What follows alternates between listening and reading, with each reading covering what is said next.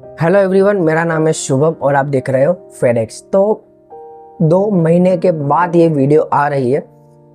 क्यों इतना video late आ रही है, रीज़न मैं आपको बताता हूँ। पिछले 2 महीने से मेरी जो ट्रेडिंग जर्नी थी, मतलब पूरी ख़राब हो चुकी थी।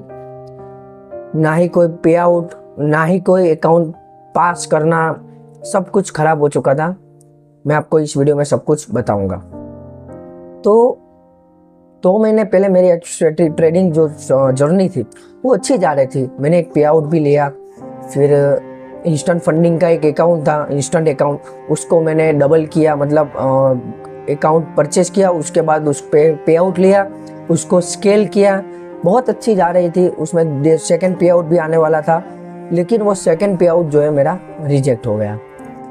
फिर वो रिजेक्ट होने के बाद वो अकाउंट भी मैंने ब्रीच कर दिया। उसके बाद मैंने अकाउंट परचेस किया, बहुत कुछ किया, लेकिन ऐसे ऐसे दिन आ गए कि जहाँ पर मैं कोई भी एक अकाउंट अगर परचेस करता हूँ तो उसके बाद वो अकाउंट में 1 2 3 दिन में मैं 2% अप, सेकेंड 2 3 दिन में 5% अप, ऐसे करते मैं फेज 1 विद इन 7 to 8 दिन में, 7 से 8 दिन में मैं फेज 1 क्लियर कर देता था। लेकिन जब सेकेंड फेज में मैं जाता हूँ, सेकेंड फेज मुझे मिलता है, तो वहाँ पर मेरा अकाउंट ब्रीच हो जाता है। फिर ऐसा भी टाइम आया कि प्रॉफिट में आया 5%, फिर ब्रेक इवन आया, फिर 5% माइनस में आया, उसके बाद फिर से ब्रेक इवन आया, और फिर वहाँ से अकाउंट ब्रीच हो जाता था। मतलब एक एक सिंगल दिन भी मैं सोचता था कि मेरी क्या गलती थी। उस टाइम पर मुझे मेरी गलती मिल रही थी, मैं देख रहा था कि मेरी ये गलती है, बट मैं उसे नज़रअंदाज इग्नोर कर देता था। क्यों, उसका भी मैं सब कुछ रीज़न मैं आपको दूंगा। बहुत सारे मैंने ब्लूबेरी के अकाउंट को यहाँ पर ब्रीच किए, फिर यहाँ पर मैंने इंस्टेंट फंडिंग के अकाउंट ब्रीच किए, मैंने ब्लू गार्डियन अकाउंट का ब्रीच किया, यहाँ पर मैंने एक्सपर्ट फंडिंग, अल्फा कैपिटल, बहुत सारे अकाउंट, इसमें से बहुत सारे तो मुझे पता भी नहीं है। फिर फंडिंग टिप्स का भी मैंने यहाँ पर ब्रीच किया। तो रीज़न क्या था? तो देखो, सबसे पहले तो पहले नंबर पे अगर मैं जो कोई भी एक रीज़न रखता हूँ तो वो रीज़न था कि मुझे अकाउंट को जल्दी से जल्द, कुछ भी हो जाए, जल्दी से जल्दी मुझे अकाउंट में से पे आउट लेना ही था, कुछ भी हो जाए। और जल्दी से जल्दी मतलब 10 दिन में, 15 दिन में, जब भी पे आउट साइकिल आए उसके पहले मुझे पे आउट लेकर रखना है। एक मेरी ये सबसे बड़ी इम्पोर्टेंट मिस्टेक थी कि मैं बहुत ही ज़्यादा फास्ट चाहता था, कुछ भी हो जल्दी हो। अगर मैंने अकाउंट परचेस किया तो मैं 2 दिन में उसे पास करके ही रहूँगा। ये मेरे दिमाग में एक साइकोलॉजी तो थी, वो पूरी चेंज हो गई थी कि कुछ भी हो जाए मुझे जल्द से जल्द अकाउंट पास करना है। उसमें ही 2 3 अकाउंट तो ऐसे ही उड़ गए थे।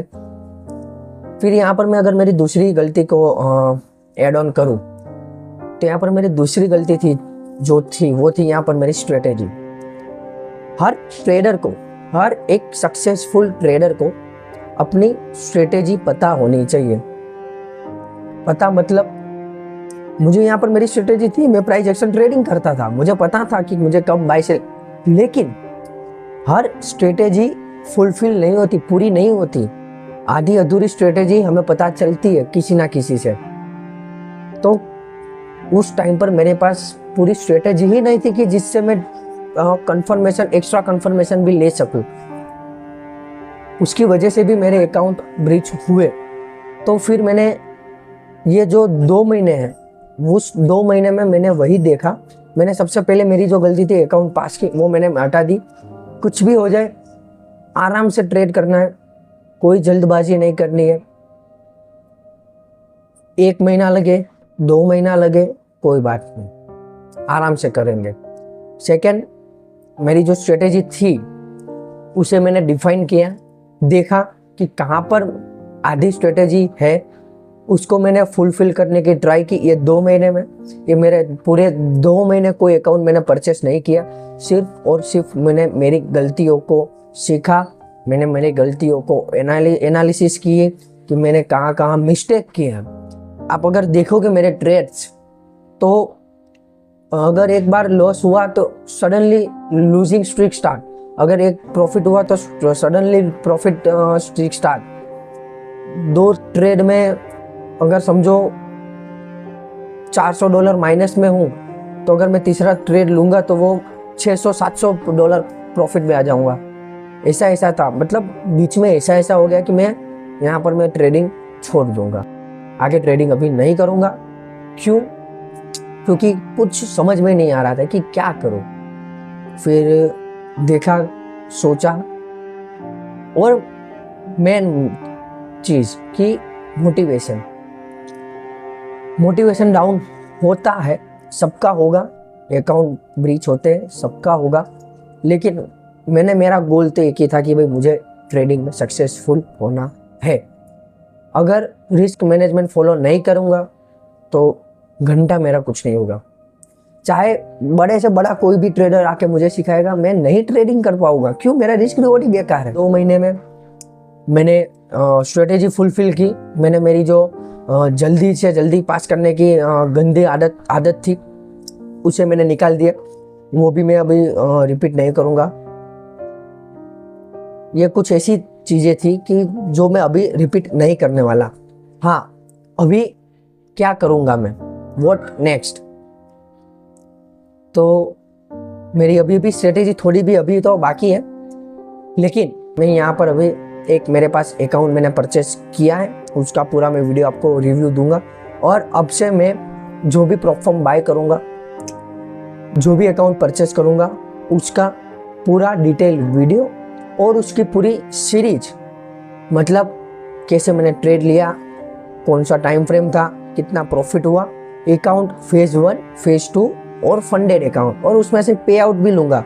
और उसी पे आउट तक की जर्नी एक वीडियो मैं मेरे इंस्टाग्राम पे रील्स के थ्रू और यूट्यूब पे लॉन्ग वीडियो के थ्रू मैं आप तक पहुँचाऊँगा। तो ज़रूर से सब्सक्राइब कर देना, ताकि वो वीडियो, वो जो पूरी सीरीज़ है वो मिस ना हो।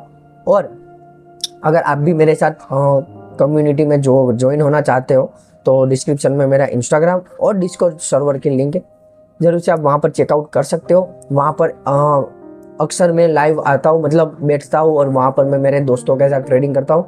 आप भी अगर ट्रेडिंग करना चाहते हो, सीखना चाहते हो, तो डिस्कॉर्ड से ज़रूर ज्वाइन कर लेना।